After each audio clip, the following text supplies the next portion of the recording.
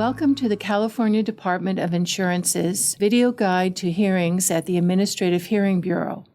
This video presentation will explain some of the basic hearing procedures at the Administrative Hearing Bureau, or AHB, and give you details on where you can find more information.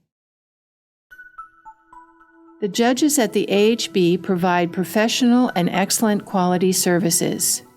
They hold themselves to the highest level of ethical standards and treat everyone with dignity and respect.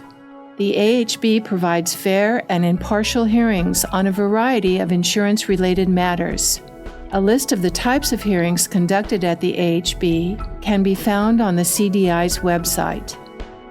The AHB also provides a neutral forum where the California Department of Insurance, insurance companies, and individuals and other entities can meet to try to settle their disputes informally. A few weeks before your evidentiary hearing, you will receive a notice of hearing in the mail. Be sure to read the notice of evidentiary hearing carefully. The notice tells you when and where the hearing will take place, how to prepare for the hearing, how the hearing will be conducted, and what happens after the hearing. Our hearing process at the AHB is designed to be open and accessible, even to people who are not represented by a lawyer. There are a few simple rules, and if you follow them, the hearing will go smoothly. At the start of the hearing, the judge will identify the case, the issues in dispute, and the law governing the case. The judge will have everyone introduce themselves and generally review hearing procedures. The parties should address the administrative law judge as Your Honor or Judge and treat the ALJ with courtesy, respect, and deference. The ALJ may permit the parties to give opening statements before presenting their evidence. Opening statements are an opportunity for you to briefly outline your presentation of the case. Because such statements are not presented under oath and subject to cross-examination, the opening statement is not the time for you to explain your entire case. You may sit or stand while giving your opening statement. Before you present your evidence, you may give a brief opening statement that outlines the evidence you will present.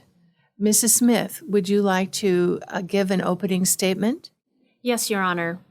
ABC is appealing XYZ's decision to assign the payroll of Mr. Green and Mr. Adams to a different classification rate, which increased ABC's premium bill. As president of ABC Corporation, I will offer testimony and exhibits that describe the general operations of the company and the duties of Mr. Green and Mr. Adams. I also will testify about my conversations with XYZ's auditor, Ms. Bell, and about my observations of the audit. I believe the evidence will show that the audit is incorrect. Thank you, Ms. Smith. Mr. Jones, would you like to give an opening statement? Yes, Judge.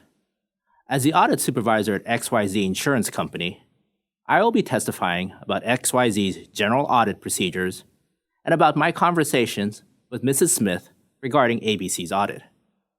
Ms. Bell, the auditor that conducted ABC's final premium audit, also will testify today. She will describe how she conducted the audit at ABC, provide her observations of ABC's operations, and explain why she reassigned the payroll of Mr. Green and Mr. Adams into a higher rated class. Thank you, Mr. Jones. After the opening statements, the judge will instruct one of the parties to present his or her evidence first. Evidence can be in the form of documents like photographs, receipts, or letters, or what people testify to in the courtroom. The documents that you bring to the hearing in support of your case are called exhibits.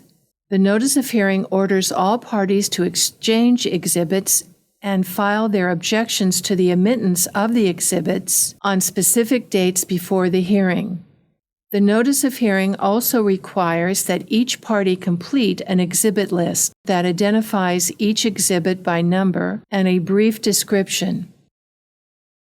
The judge will admit all relevant exhibits into evidence either before or after the opening statements are given. If you discover documents after the exhibit exchange that you want to bring to the hearing, be sure to bring extra copies of these exhibits to the hearing. One set for you, one set for each of the other parties, 2 sets for the judge, and 1 set for use by the witnesses. The judge will rule on whether these additional exhibits will be admitted into evidence. Mrs. Smith, have you had the opportunity to look at XYZ's exhibits? Yes, Your Honor. Mr. Jones and I have exchanged our exhibits and our exhibit lists. My exhibits are marked 1 through 10, and XYZ's are marked 20 through 30. Thank you. I note that ABC timely filed an objection to XYZ's exhibit number 22. Exhibit 22 has been identified as a page of notes written by Ms. Bell on the day she conducted the audit.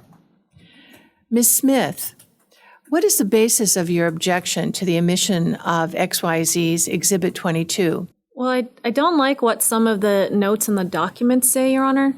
I understand that you have a disagreement about what is said in exhibit 22, but you will have the opportunity to question the witness about these statements. What I'm asking at this point is whether the document appears to be something else than what it purports to be, or whether the document has been changed in some way. Well, no, this is a copy of the document I received as part of the audit from Ms. Bell, so I guess I have no objections, Your Honor. Thank you, Mrs. Smith. Mr. Jones, would you like to offer your exhibits into evidence at this time? Yes, Your Honor. XYZ's exhibits 20 through 30, as described more thoroughly in your exhibit list, are admitted into evidence. Mrs. Smith, would you like to offer your exhibits into evidence at this time? Yes, Your Honor. Mr. Jones, XYZ did not file any objections to the admission of appellant's exhibits. Do you have any objections to the admission of ABC's exhibits at this time? No, Your Honor. Appellant's exhibits 1 through 10 are admitted into evidence. Mrs. Smith, I also understand before we went on record today that you've found an additional document that you would like to introduce into evidence today. Yes, Your Honor. I recently discovered a diagram of ABC's manufacturing floor that was created last year during the policy period in dispute. I've discussed this document with Mr. Jones and brought 5 copies of the 1-page diagram with me today. I've marked the document Exhibit 11 for identification purposes. Please provide me with 2 copies of the documents you have identified as Exhibit 11, and also supply Mr. Jones with a copy of Exhibit 11.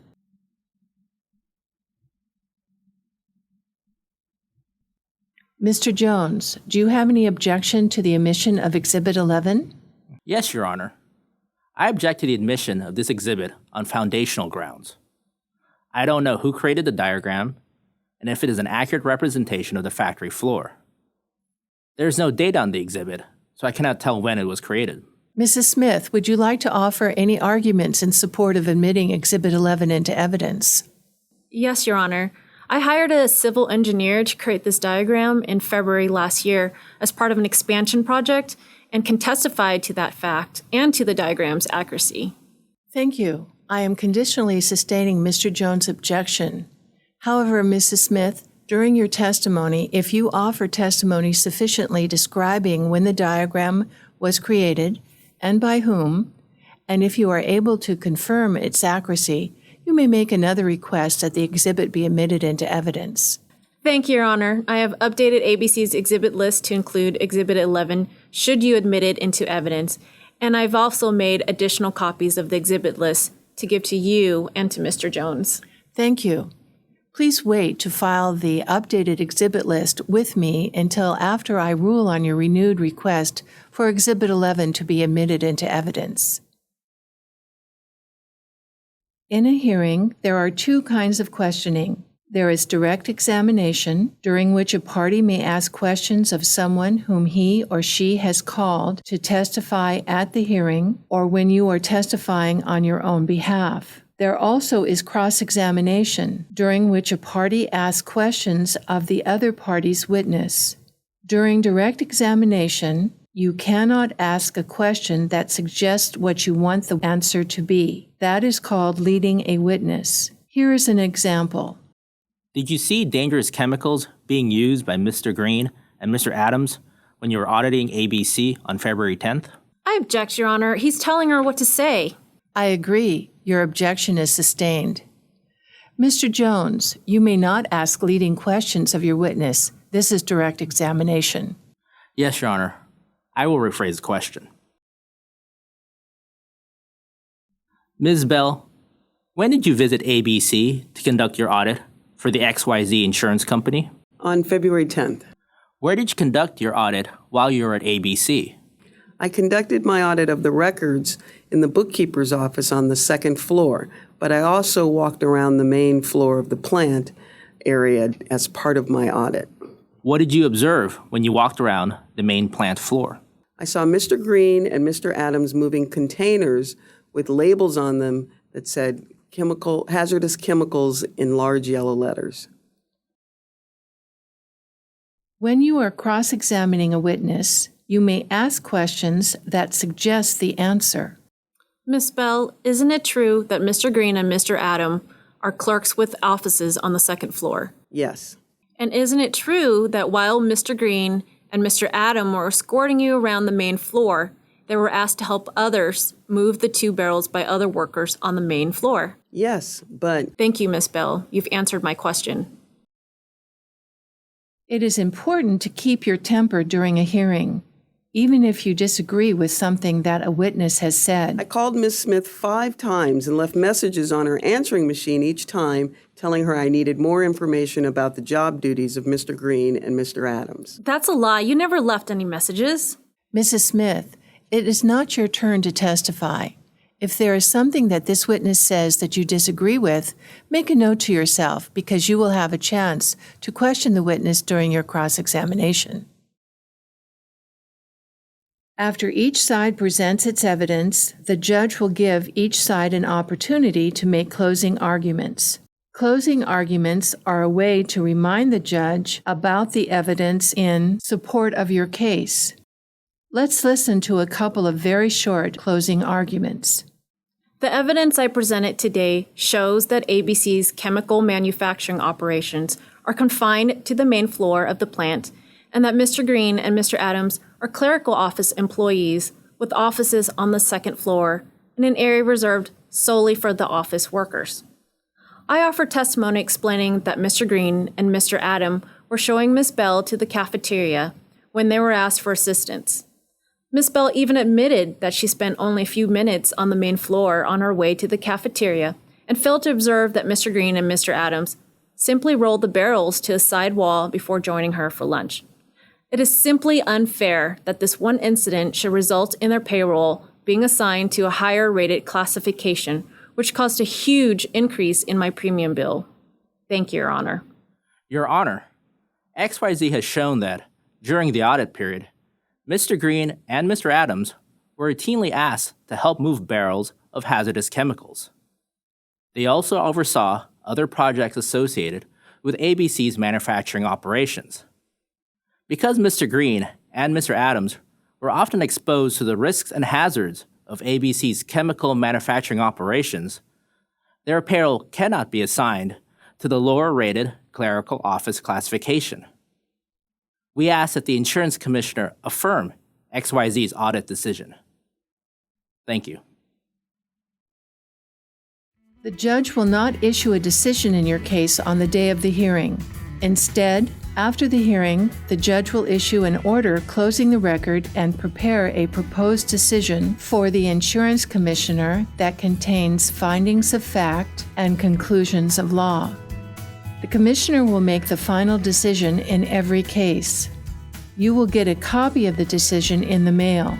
Along with the decision, you will also get an explanation of the process for any further appeal. We have posted useful information on how to prepare for a hearing on the CDI website at www.insurance.ca.gov.